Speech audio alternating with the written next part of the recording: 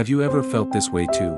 Like you're always tiptoeing in social situations, afraid to speak your mind, agreeing with everything others say, even when you don't really agree.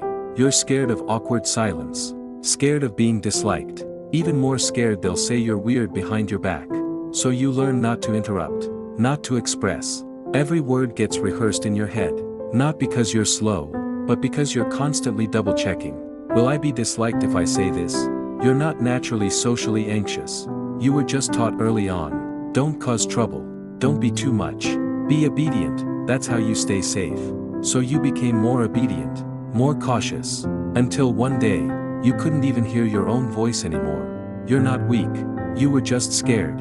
Since you were a child, maybe little you was the same, too afraid to cry when being yelled at, because if you cried, they'd say, crying again. What's the use of that? When you made a mistake, all you could do was bow your head and apologize. And if you dared to explain, they'd say, stop being dramatic. What do kids know anyway? One failed test. And you heard, you really embarrassed me. You tried asking for help, but were met with cold indifference. So you learned to stop talking, stop asking, stop expressing. You stopped bothering others. You locked yourself in a tiny, dark space, where even your breathing had to be quiet, telling yourself again and again, if I'm just quiet, if I'm just good, no one will yell, no one will hurt me. Many of your reactions today are actually your childhood instincts. You apologize too quickly, not because you're wrong, but because you're scared of being disliked. You read people's moods obsessively, not because you're emotionally intelligent, but because you've lived in survival mode for so long. You're not lacking confidence.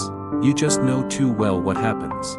When you say the wrong thing, you suppress your feelings, avoid asking for help, fear being a burden. Even a small criticism makes your heart race.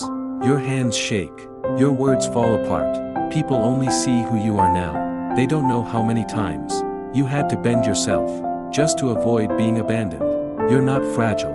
You're just still carrying a childhood where no one ever wiped away your tears. But now you can finally begin to heal.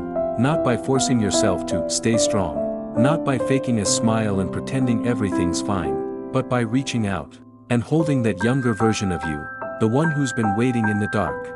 Here's how you can start. Step 1. Next time you're about to say, I'm sorry, pause for 1 second. Ask yourself, did I really do something wrong? Or am I just afraid of someone being unhappy? You don't have to take responsibility for every discomfort in the room. Step 2. When a strong emotion rises, don't push it down. It's okay to feel sad, to feel hurt, to cry. Your emotions aren't a burden.